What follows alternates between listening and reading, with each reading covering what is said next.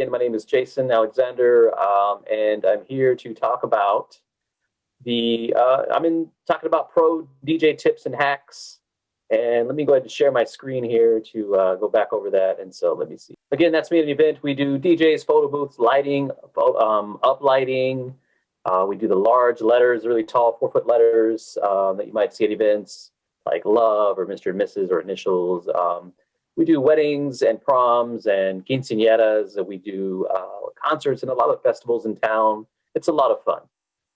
But my company is Austin's Best DJs and Photo Booths. And there's the logo there. You can barely see it. And so let me move forward and talk about today's topics. Today's topics are, let's settle the arguments already, right? Number 1, 2, and 3. Number 1 is turntables versus controllers. Which do you prefer and why? All right, and then we talk about some of the newer things that are out there, like the phase controllers, right, that you put on your turntable. So I come from way back when. I started DJing when I was a kid, and there was only turntables at that time. There was cassette decks, the dual cassette decks. I don't know if you remember those, but they had those, and they had turntables. And so I learned to DJ using that, right? And believe it or not, they even had pitch control on a cassette deck, right? It's kind of crazy. You could speed one up a little bit, just kind of move the dial. But yeah, I learned on turntables, and that's my love, right? There's nothing like it. It's just a different feel. I feel like you have more control over the way you want it to sound when you use a turntable, right? If you're scratching, things like that, or you're doing some tricks, the trick mixing, all that stuff, just sounds better with a turntable. Right, and I, believe it or not, I don't use the whole the Serato, the mixers that you put all together with Serato DJ, right?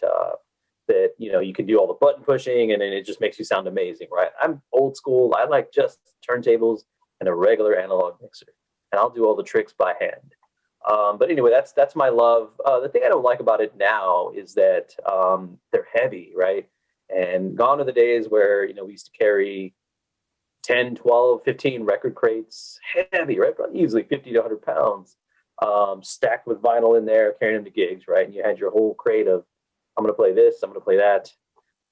It was pretty crazy to think about, that's what we used to do at every gig, but that's the way we did it. There was no other option.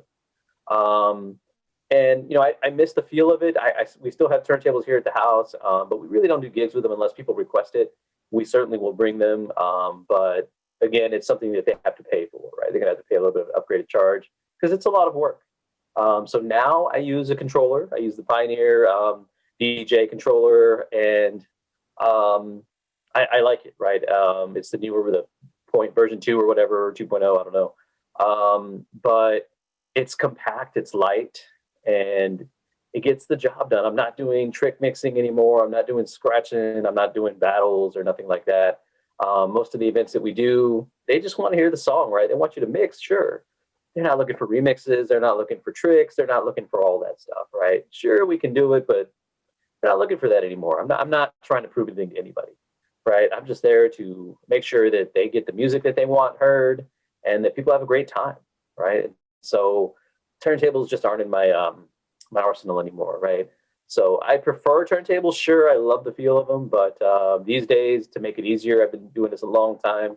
Like I said, since I was 13, and I use a controller now. So I take Pioneer, and I do still bring an analog mixer. People wonder why, but I know that the Pioneer can have a standalone mixer, but that's not something I want to do. I always have to have a backup. I'm always a what if guy, and so I will have an analog mixer and have a RCA to 1/8 inch cable ready to play a song, right? Just in case something happens. And every now and then, once in a while, something could happen, right? And maybe your computer, for whatever reason, gives out that day. And so I like to have backup. And so believe it or not, I bring 2 laptops, and I have one ready to go with the exact same stuff on it. I've got a flash with everybody's music, right? So whatever the client is, I got all their must plays on there, everything I need on the flash, ready to go. And then on my main computer, I have everything on a small external, as well as a hard drive, right? So you just never know. I bring backup after backup. All right. And so, again, controllers are easier these days, so that's what I prefer to use. I've seen the phase controls, or you just put them on the turntable and it eliminates needles. Needles are kind of a hassle, right? They jump. Client might hit your table and really annoy you when you're trying to play. That eliminates that. I have yet to try them, but I do want to try them out, and maybe I'll go back to turntables. Who knows? All right. So that's number one, turntables versus controllers. Number two is PC or Mac, right? Age-old argument, man, forever. Even, I started DJing and it was about 92, right? And so I was young and there were no laptops, so we didn't have the option to bring a computer. But since the days of computer DJing, it's been a long argument over which is better for DJing, PC or Mac, and what's best for pro DJs to use and why, right? So for me, I use a Mac. I have two Macs. I bring one that's my older one. It's a 2012, mid 2012. Still works perfectly, right? That's something to be said about their brand. I upgraded the hard drive. I switched to a solid state drive and all that stuff. So it's good to go. It works perfectly. That's my older one that's backup, right? And then I bring a newer one, which was a I think I got it 2018 model. And it's got, it's got the works as well. It's a little bit smaller solid state drive, but I've got the 16 gigs of RAM, all that stuff. I know that it's only for DJing. I only use it for DJing and nothing else. And so I just love Macs. PC, sure, you can get a great PC. For the price you pay for a Mac, you can get a pretty good PC with similar specs, better specs usually, let's be honest. A faster hard drive, a faster, more RAM, all the things you need. But I think it's just preference, right?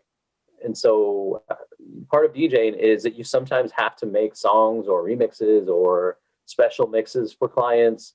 Sure, you can do them right there and then live, which I did the other night. I didn't like it, but I did it because I felt like that was the best thing to do at the time. But for me, when a client says, hey, I want to play these three songs, I want them blended together, or I want this song to start at this time, this song to end at this time, I use GarageBand. I open up my GarageBand in the Mac and put them all together and do what I need to do, change the tempos, whatever I need to do on my controller. And then I use GarageBand to kind of make the final touches, create an MP3 version of it, and I have it ready to go so that I'm not sitting there having to do it live. And that's one thing that I love about Mac is that it comes with GarageBand already installed. Are there other programs you could use? Sure. But it's just something I've gotten used to over the years for making these special mixes and stuff like that. A lot of weddings, like they might want to first dance with a certain mix. A lot of quinceañeras, they have these special surprise dances where they've got all these songs. I want to hear 5 or 6 songs. Sometimes father-daughter dances. The other day, the client was saying, oh man, I want butterfly kisses for the father-daughter dance, but it's so long. I agree. It's way long. And I told her, I said, yeah, it's ridiculously long. It's got a long intro. It's like 20 seconds of nothing. The outro is another good 20 seconds. And so I said, yeah, we can fix it up just a little bit, or we can do it live. We did it live for her, but every now and then I'll cut out some of the song and then kind of paste it together and things like that. So Mac is perfect for that. But again, yeah, you can use other things, or you can put cue points and try to do it live and make it sound good. For the wedding I did, believe it or not, I still DJ when I can. The client had all of these songs they wanted for their wedding party, one after the other. They had about 8 people coming into 8 different songs, all at certain cue points. And I hadn't been to the venue. And so I didn't know how long they had to walk, when the song was going to have to cut off, and when the song was going to have to start. And so I said, well, I can't use GarageBand because either the song might cut off too early or start too late. So I'm just going to do it live. And so that's what I did. A little hard to do, right? Just kind of queuing everything up, moving things back and forth into Serato. But I made it work, and it sounded fine. It went well. But anyway, that's my preference. I have used PCs in the past. And because of that experience is why I don't use them anymore. What I didn't like was the auto updates. Yes, you can turn them off, right? Windows updates, you can turn them off. But for whatever reason, the computer would still update. This happens with our photo booth as well. We have a Surface Pro that we use for one of our photo booths. And it auto updates. Even though you turn them all off, it still auto updates. It never fails. At an event, we're auto updating, and it's annoying. The start time is 7, it's 6:50. Still auto updating. So for that reason, I do not like PCs. And I know the argument is, well, turn it off. I do, but it still happens. It forces you. It'll say you must update. Whereas Mac, that doesn't happen. I can refuse to update for a while until I'm ready, until it's time for me. When it's a good time for me to update, then I will do that. So that's another preference as well. But otherwise, hardware, stuff like that, pretty similar. I have a couple of our guys, a couple of our DJs who use PC. Most of them use Mac, but a few of them use PC as well. And again, I think it's preference. All right. So, the argument is, oh, pro DJs, if you're not a pro unless you're using a Mac, nah, it's preference, right? You're a pro when you're getting paid to do what you love and you're making the money you want to make and you sound great. It has nothing to do with the computer you're using, the controller you're using. Some DJs make the argument about number one, which is, oh, you're not a real DJ if you don't use turntables, if you don't know how to scratch, or you don't know how to mix on turntables without, the special mixer, you're not a real DJ, right? That's not true. Again, a DJ is someone who entertains. This is my opinion. And if the clients are happy, having a great time, that's what matters. They could care less what you're using to mix the songs with, as long as it sounds great and they're having a great time. That's what matters, right? A good DJ is reading the crowd and making sure everybody's having a great time. It's not about the equipment you use, all right? PC, Mac, doesn't matter either, as long as they're having a good time. Or, even a flash drive. I've seen DJs who are like, I don't want to use a laptop, I'll just put this flash drive in here and make it work. And hey, that works too. Number 3, do all DJs need to MC too? I think yes. That's my personal preference. Any of the DJs that we hire, I want to make sure that they do know how to MC and that they're comfortable on the mic. Otherwise, I have a hard time with it because I'm not going to send another staff and pay them on top of what I'm paying the DJ. And we pay our DJs really, really well. We are actually one of the highest paying companies in the area. We're in the Austin, Texas area. Some of these companies pay their DJs terribly. $15 an hour, $20 an hour, $25 an hour. I won't name names, but the highest one I've heard was like $50 an hour, which is terrible. We pay much more than that because we're DJs too. My wife is also a DJ, and she doesn't do it anymore, but she knows all about it as well. And anyway, and so again, I expect my DJs to know how to MC, how to control the room, how to read the room, how to be great on the mic, right? There's a couple of guys I've hired over the years and they're like, I'm not great. I don't really want to do it. I'm not comfortable. And I'm like, practice, all right, until you do, because I can't send you to an event where you don't say a word. That's just not possible. So I think all professional DJs need to be MCs. Some of you will argue and say, no, they don't need to be MCs. Simply just play the music, right? We can send someone else. And yeah, there are people who only MC, and they're great at it. All right, but I expect all of our DJs to be a DJ and an MC. That's just something we need. All right. Next one is pro tips, talking about these 3 different points as well. Number 1 is, what's your unique selling proposition? Right. And so pro DJs, what is your unique selling proposition? In other words, what makes you, and the second point brings this to home, what do you do differently than all of your competitors, or what makes you unique? All right. I see a lot of websites. I also do, our website management and maintenance and SEO, all of that stuff. I work on our own. I learned it on my own to save money. At the time, I was a team of 1, right? Years ago, and so I had to learn all on my own. And now I evaluate other people's websites, and I see the DJs. Everybody's selling the same thing, right? And I think that people look at the people who are at the top and say, well, what are they putting on their website? I'm going to put that too. It works for them, so it's going to work for me. And that's not necessarily true. But I noticed that a lot of people don't differentiate themselves or their company and what they do differently and why you should hire them. I see a lot of DJs who will put photos of their setups on their Facebook or Instagram or whatever it is. Every single weekend or every other day, it's like, hey, here's my setup at this wedding. Hey, here's my setup at this wedding, or this party or whatever. And that's their selling proposition, is here's how cool my setup looks. And to be honest, unless you're into selling speakers and selling your DJ setup for a living, you're doing it wrong, right? And that's just my opinion, but it's an educated opinion, right? Because I've been doing this a good while, right? Right. And as Austin's Best DJs, we've been doing it since 2012. And, you know, professionally as that company, but personally, I've been DJing since I was a kid. Like I said, I did it throughout high school. I was DJing and holding events before I could even work at a real job legally, right? I was doing events already, making money. And then in college as well. And, you know, here I am today, still in the field, not DJing as much, but still managing the company. But anyway, I learned early on, you have to be unique. You've got to have a unique selling proposition, which means what's good or what's different about you. And the hint there, if you see that on the screen, it says it should not be your equipment, right? I see DJs put on their website, you know, they're set up here. This is, oh, package number 1, you get 2 speakers.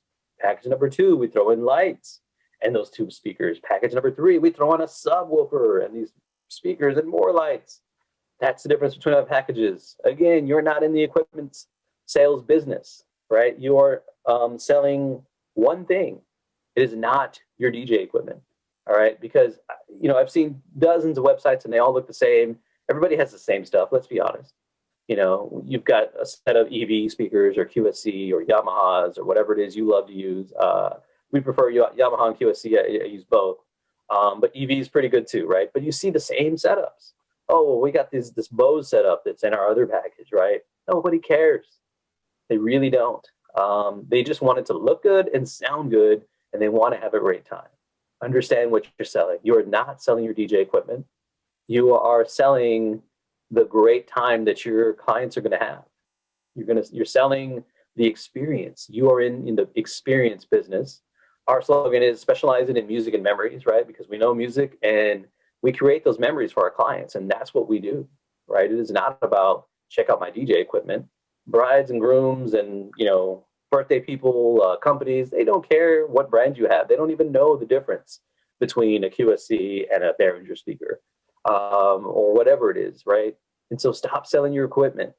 Find out what makes you different than your competitors and hone in on that, right? That's what your clients need to hear. It is not about, you know, I got, you know, 5 speakers that I bring. They don't care, all right? They just need to know, is it going to be enough for what we need? Is it going to sound good? And that's it. All right. So figure out what your unique selling proposition is and drive it home on your website. All right. Within that first, you literally got 7 seconds. When the client arrives on your website, they're going to not read it, by the way. They're going to skim quickly. And so you need to get your point across right away. This is what the deal is. This is how we're going to help you. This is what we're going to do for you. Don't put pictures of your equipment. Again, you're not selling speakers. You're not selling lights. You are selling the experience. All right. So what's different about you shouldn't be your equipment. It shouldn't be, I've got 50,000 songs in my library. You're not going to play 50,000. You're going to play probably, what, 150 max at some of these events? 20, 25 songs an hour. So stop selling the things that everybody has. All right. Everybody has, you know, whether I play Perfect from Ed Sheeran or you play it, same song. Right? I've got QSC, you've got this. Nobody cares. All right? What is different about you? Understand that. All right? And whenever you find out what that is and what nobody else has but you, that is your unique selling proposition. So again, find out what you do differently than all your competitors. Right? Maybe you've got bilingual DJs. A lot of people don't offer that. Maybe you offer Spanish language DJs, right? So there's a lot of DJs who refuse to play Spanish music of any kind. I've had a couple of clients who booked us who said, hey, do you happen to play, you know, salsa, merengue, and there's different things? And I'm like, yeah, of course. And they said, okay, great. Well, we want to book with you guys because we can't really find anybody who does. I'm like, are you serious? This is Austin, Texas, right? It's a very diverse city. What do you mean they don't play it? And she said, yeah, we talked to several DJ companies and they don't play it. I'm like, wow. And so that makes us a little different than our competitors. Some of our DJs are bilingual. So sometimes they want bilingual announcements, right? We can do that. That's different. So find out what you're doing differently and run with it, right? That is your niche.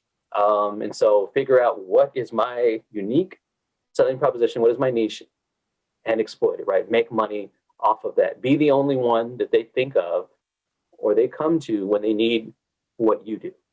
All right, that is how you win here. All right, the next one is working with your ideal clients. A lot of people start out in the business looking at everybody on page 1 of Google, and they'll say, okay, what are they doing? I'm going to email them and I'm going to pretend to be a client, and I'm going to find out their prices, right? And what I'm going to do is I'm going to undercut them, right? We get emails every single day from people pretending to be a client. It's very obvious, right? I've been doing this a while, and it's easy to tell when it's not a real bride or a real groom or a real client based on what they're asking me. And so I know right away when it's not a real client. But anyway, they will want pricing. They'll want to know, well, what do you do? What about this? What kind of lights do you have? What kind of speakers do you have? By the way, guys, clients don't ask those kind of questions. They don't want to know how many watts your speakers are or what brand you carry. All right, they don't care. Once in a while, we'll get a client who used to be a DJ, and they want to know about that, but very rarely. So again, what people are doing is they're like, okay, well, this guy's charging, I don't know, $1,500 for a gig. So I'm going to come in and charge half that. I'm going to charge $750, and I'm going to win. I'm going to beat all of his rates, and I'm going to win his or her rates, and I'm going to win, and I'm going to take all of their business.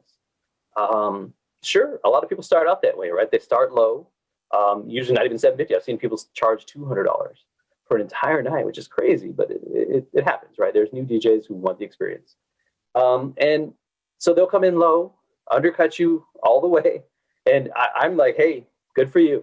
If that's, the price that gets you out of your house and, working, good for you. It's not for me. And so I know right away that there's a certain price that I'm willing to accept to leave my home, right? And we have a bottom line that we need to meet, and we have a price that, this is what we sell. We don't have, this package, this package, this package. We create packages for what our clients need, right? And so there is no, here's what you get for price A, price B, price C, or option A, B, and C. And so again, you can start out low and work and work and work and make quantity of sales and make your money that way. But we choose to do it a little differently. We choose to do quality of sales, right? I would much rather work 4 gigs and make the same amount of money than you're working 10 or 15. No thanks, right? I was there a long time ago, years ago, and I won't do it anymore. And so working with your ideal clients, who are your ideal clients, right? You got to figure that out. Is it just anybody who emails you? Is it anybody who calls that you want to book them? We don't, right? I've learned over the years who I want to work with and who I don't want to work with. So, clients are screening us, trying to figure out if we're good for them. I'm screening them, trying to figure out if they're good for us, right? So I have a couple of questions I ask them, and based on their answers, I will let them know whether I really want to work with them or not. Do I turn down clients? Absolutely. There have been plenty of clients who I've said, sorry, that's my dog there. You can hear him scratching and stuff. But yeah, I've said plenty of times, hey, this sounds great. It sounds like it's going to be a great time, but I don't think that we're a good fit for you. We're just not the DJ for you. This is not something that I think we would be good at doing for you, right? I know what it is, who our ideal client is, and so I just tell them politely, hey, I don't think it's a good fit for us. And we move on, right? And that's okay. You have to understand that you are not in business of just selling for every single person, unless you want to be, right? But understand you have an ideal client, and you've got to figure out who that is, right? And who your ideal client is. What do they look like? How much are they spending? What do they do for a living? Why are they booking, right? And so I want to work with clients who want to book us because they value what we do. They know, hey, I'm going to get a great DJ who is really, really experienced and will do an amazing job at my wedding or my event. And I don't care what the price is. Those are the clients we want, and those are the clients we get. And so understand that when you start out low, like some of these guys, this is why I was bringing this point up, you're not going to get to pick and choose your clients. They're going to choose you. They're going to be like, hey, you're the lowest priced DJ we found. All right, you're booked. $200 for the whole night, great. $300, $400, whatever it is, the price is. If you're the lowest, you are the Walmart of DJs. Don't be that guy, right?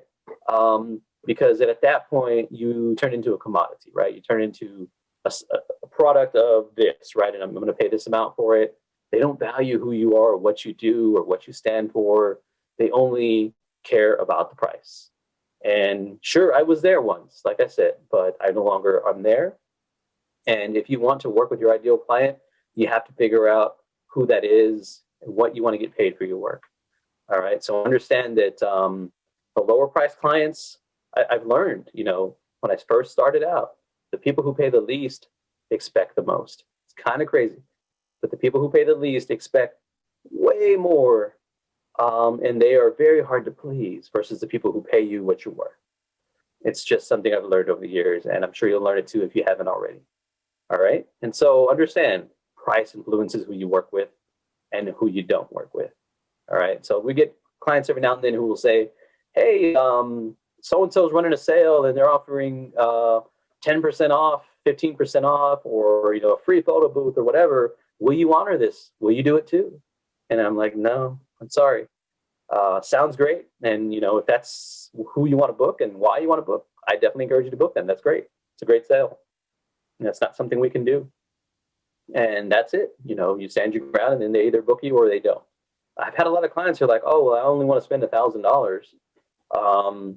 And I want all these things. And I say, well, I wish we could do that, you know, but because we value our DJs, we pay them a great rate. We have a guarantee. You're going to have a good time. We got a guarantee. Nobody else does a guarantee in town. We do. All right. We're going to guarantee you're going to have a great time. We're going to do A, B, C, D. And so for that reason, I can't honor that price. And then they'll turn around and say, well, how much is it? And I'll shoot them my price, which could be hundreds, sometimes double what they're asking. And they book because they understand what they're paying for, right? And so you need to be able to take the time to explain and help your client understand that they're paying for the experience, not paying for the speakers and the mic or whatever it is, all right? Stop selling that stuff. All right, so let's move on. So understand the price influences who you work with on that last point. All right, next one is, what is your ultimate goal at every event? So what is your goal at every single event you do, right? Whether it's a public event, whether it's a private event, a wedding, a school dance, whatever it is, what's your goal? You know, you should have a goal in mind when you book that gig, right? Is it just to get paid, to show up and get paid? Do you really care about how good of a time they have? What is the goal, right? So understand what your goal is. For us, you know, if we're having a wedding or an event, let's say a wedding, because we do a lot of weddings, say about 75% of our business is weddings. I want to make sure that the wedding goes the way the client wants it to go. All right. And so we're going to do our best to fulfill their vision, right? Whatever that is. If they want a backyard barbecue style wedding, where it's like, hey, I don't really care about dancing. I just want everybody to hang out, have a great time, drink some beer, you know, pour some drinks and just chill. I don't care if people dance. I want just a chill vibe, and this is what I want. This is the music I want. I'm going to do my best to fulfill that, right? And we're going to have our DJs do the best that they can to fulfill that. And so, you know, understand what the goal is. Your goal should be your client's goal, right? If your goal is to show up and, you know, play that new song, or, you know, try this new mixer, you know, bust out this song they haven't heard in a long time, no, don't do that, right? Understand and talk to your client, figure out what is their goal. Their goal should be your goal if you want to continue to be in business. If your goal is just to show them how great of a DJ you are, and how much you could scratch or trick mix, or, you know, whatever it is, you're not going to be in business very long. All right. So understand that your goal should be to make your clients happy, whoever that may be. All right. And so the next point is similar to that, which is, who's really the boss at your events, right? You've probably been to a wedding or event where you've booked it and you've got a playlist that they want to hear, right? They may have sent you some songs, or however you do it, you know, these are the songs they want to hear. And they said, absolutely do not play the Cupid Shuffle, right? Or whatever it is. And so somebody comes up to you in the crowd and they come up and say, hey, do you got the Cupid Shuffle? And you handle it however you handle it. I normally say, you know, it's on a do not play list. I'm sorry, I can't play it. However, if you go and talk to the bride and groom and one of them come up to me and say that I can play it, I will be happy to play it. All right. I know that they're my boss because, number one, they're the client. And you know, a lot of times parents of the bride or groom paid, so they're also my boss, right? But at the end of the day, the crowd is your boss. The crowd is your boss too, because how they're reacting what they're doing while you're there is, going to determine what you're doing, right? And so you've got to talk to your client and say, hey, I'm going to play all these songs for you, and look at their playlist. You know what's going to work, and you know what's not going to work, right? And figure out, is this playlist going to work? If I play this at their wedding all night, will people dance? And we've done some weddings where they wanted stuff that was very different, and I knew 100% when I looked at that playlist and when we talked on the phone and chatted a bit, I was like, this isn't going to work. There's no way people are going to dance to this stuff. And so the bride had this vision, and she said, I want my wedding to be different. I don't want it to be the same as everybody else's. I get tired of hearing the same songs. Cupid Shuffle, The Wobble, YMCA, and all these dumb, silly dances and all these silly songs that are on the radio. I don't want to hear none of that. My wedding's going to be different, and everybody's going to remember it. I said, okay, how so? What do you mean? And by the way, always meet with your clients before your wedding or event, always, right? That's going to help you do a great job.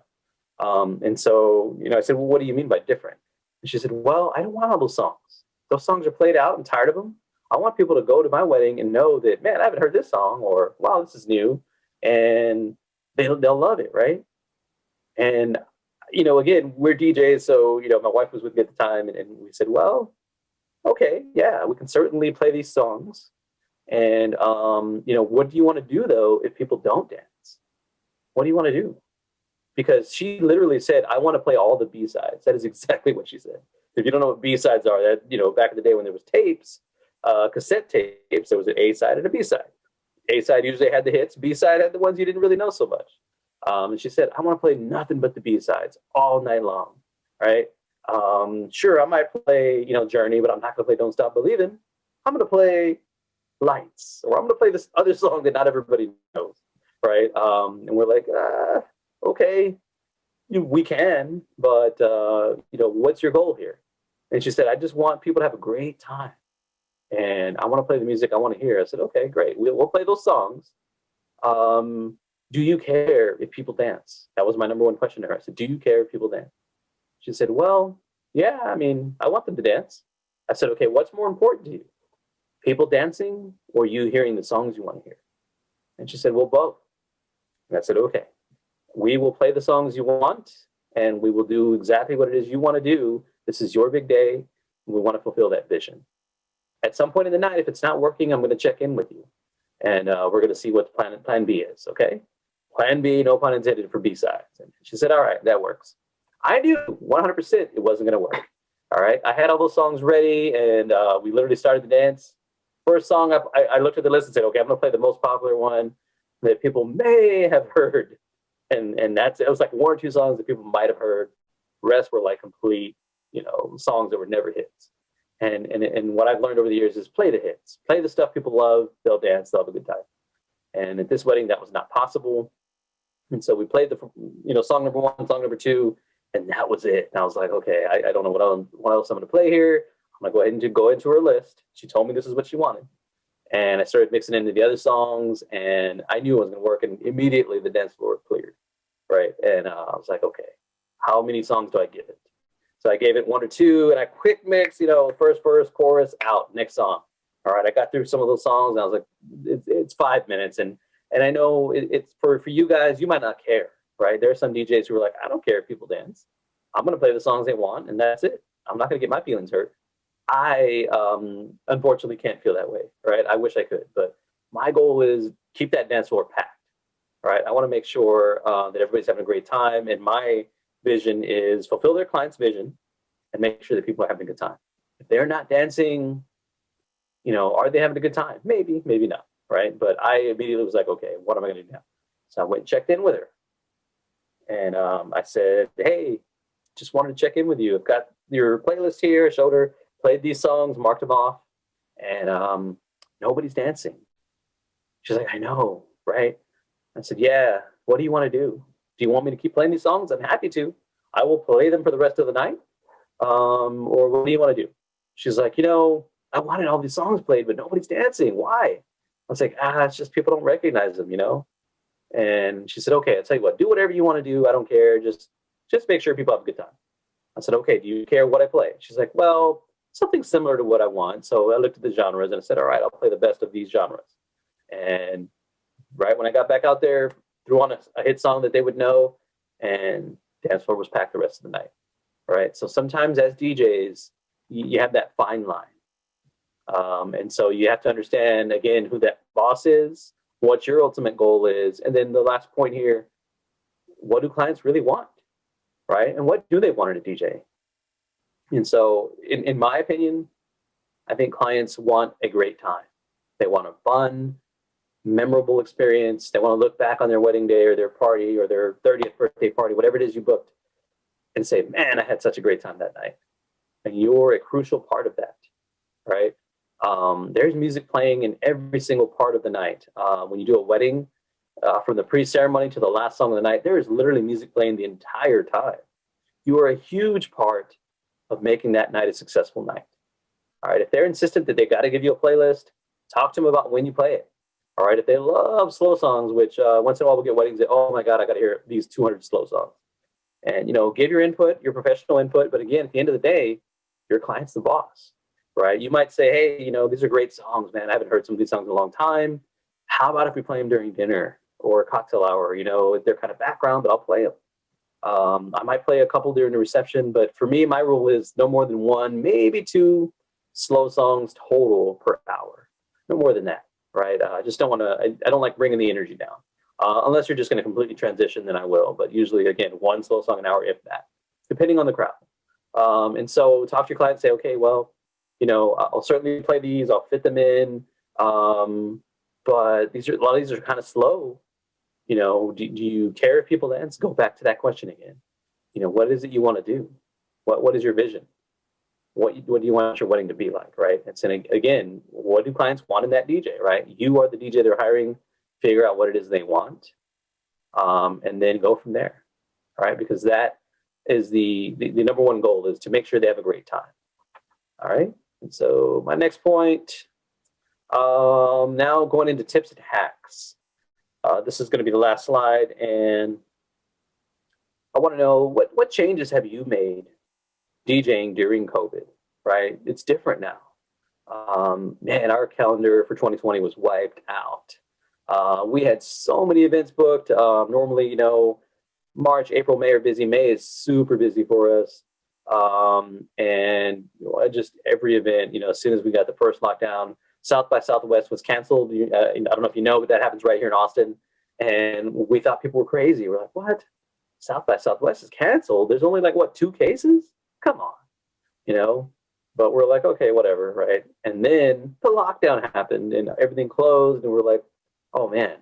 And literally day after day after day, we started getting emails and calls, and people were like, hey, I think I'm gonna have to reschedule. Hey, I'm gonna have to cancel. All right. And it was tough. It was a tough year. We lost thousands of dollars. It was a very tough time. At one point, in March, I was like, man, I kept keeping track of how much money I was losing. And by mid-April, I was like, forget it. What can I do about it? And so I just stopped caring. I stopped looking, and I just said, okay, this year's gone.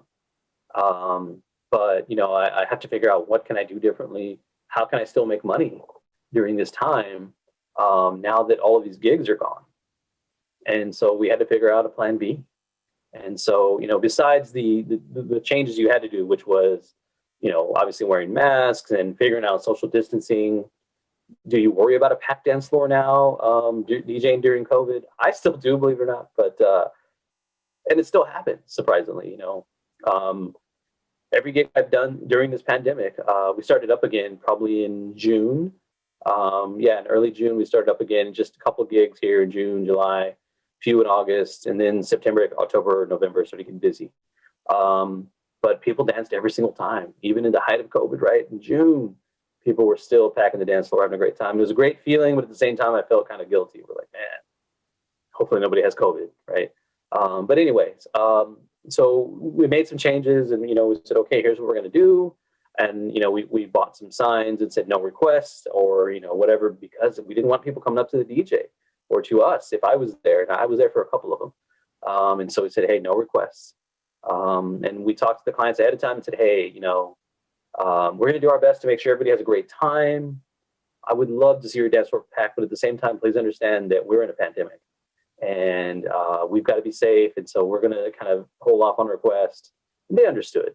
They knew. And they're like, yeah, no problem. Do what's best for you and your DJs. And then I also warned them and said, look, the first hour or so, people are a little weird. They've got their masks on. Everybody's kind of doing the social distancing.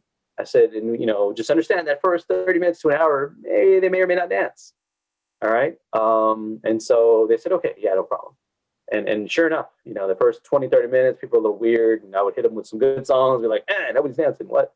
But rest assured, if there was alcohol served, after a little bit, the alcohol kicks in, boom, back to normal. Everybody's dancing. And that's how it's been for every single event during COVID. And so I advise you to have some meetings with your clients and just warn them about this and any changes that you have. And try to make the best experience for them and for yourself too, right, to stay safe. So what other changes have you made, right? That's something we've done is warn our clients and talk to them about, what the vision is. We started doing a lot more event rentals where they didn't really necessarily need us. They just needed the equipment. And so we started doing that as well with rented games and our marquee letters, like I'd mentioned. We've done a lot more of that. It's been kind of great because we'll show up, drop the stuff off, and leave. Come back when the night's over, so everybody's safe, at least on our staff. Next one is, what does the future hold post-pandemic for our industry? All right, I'm going to take a drink of water here. But what do you think the future holds post-pandemic for us? The entertainment industry was hit really hard. And, again, we were hit really hard, right? As it was tough. And there was a lot of people that lost business and ended up closing permanently right here in Austin and around the U.S., around the world. And we're no exception. We lost a lot of money, and we have to figure out now what. All right, we're still here. We're hanging on. We're still doing gigs, getting back to where we were, but it's been tough. And so I'm curious, what happens next? And I think some of these changes are going to be permanent. Like, with the social distancing, even when they have a vaccine for COVID, like I kind of like social distancing in a way, when you don't know who's sick and who isn't. And so I'm like, I should be staying away from people who I don't really know. Not staying far, far away, but maybe minding, some distance. And if they're coughing or sneezing, maybe I shouldn't be around them, right? And so things like that, I think, are going to stick around. Will people continue to wear masks? I mean, people in China do, right? Before COVID. When they had SARS, of course, and then just almost every day people were wearing masks. And so I'm thinking, I think masks might be here to stay. We'll see. Flu season, at least, that might be a thing where we start wearing masks for flu season. And so I think there's going to be a lot of changes. Streaming has become very, very popular. Streaming events, whether it's, weddings or ceremonies or parties, streaming has become more and more popular. And I think that's here to stay.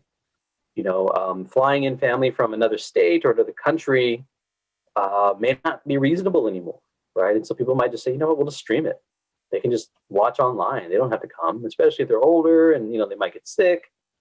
So I think a lot of these changes that are happening are here to stay. Curbside, that's going to stay, right? It makes it kind of easy. So there's a lot of things that are going to stay. And I think that you have to figure out what can you do differently to adapt to this post-pandemic world and continue thriving. All right.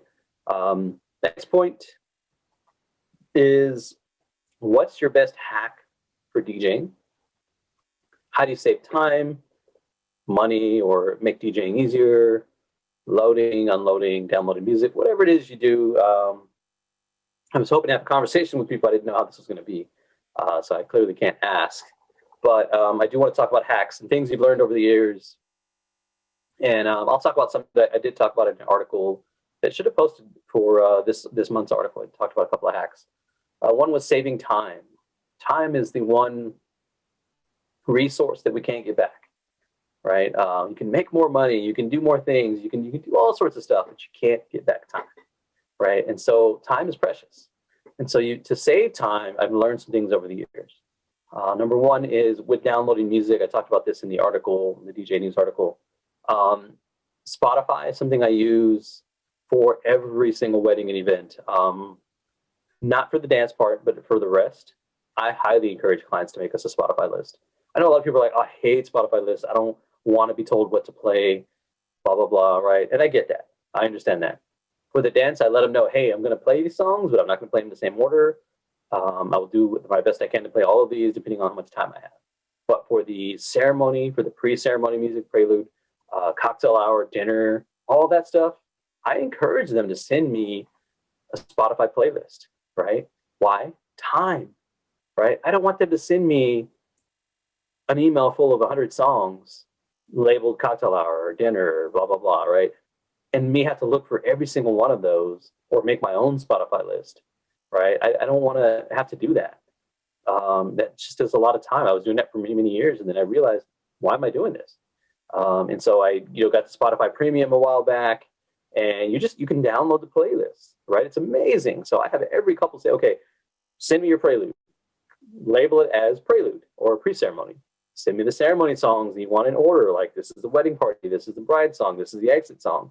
Send me your cocktail hour, send me your dinner. Put it in the order you want. I don't care what order. You tell me how to play it, and I will play it exactly as it is. And they love it because they have input over what's played at their big day. Because nothing was worse than hiring a DJ and saying, hey, I want to play all this stuff, and they play none of it. They play what they want. Nobody wants that DJ. Don't be that DJ. All right?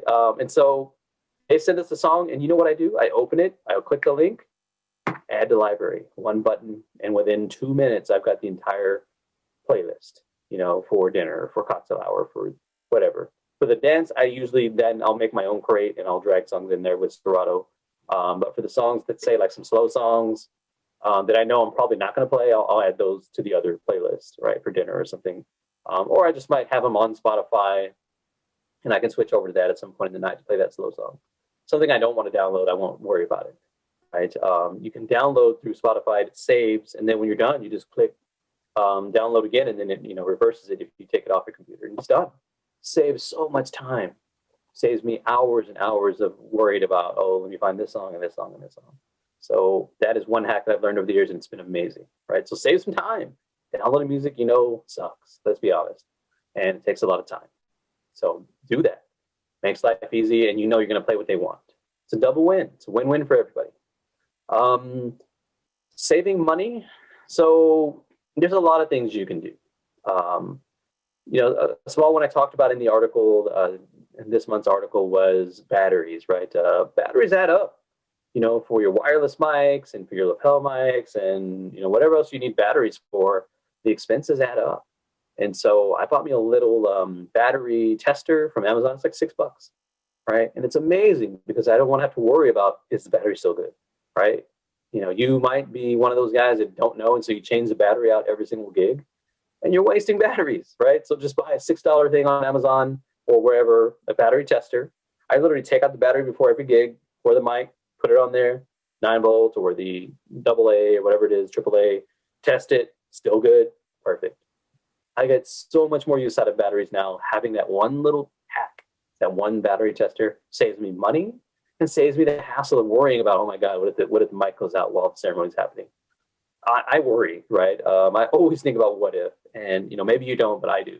And so I'm like, the last thing I want is a mic to go out during an important moment because of bad battery. And so save yourself the hassle, time, money by just getting a battery tester. It's great.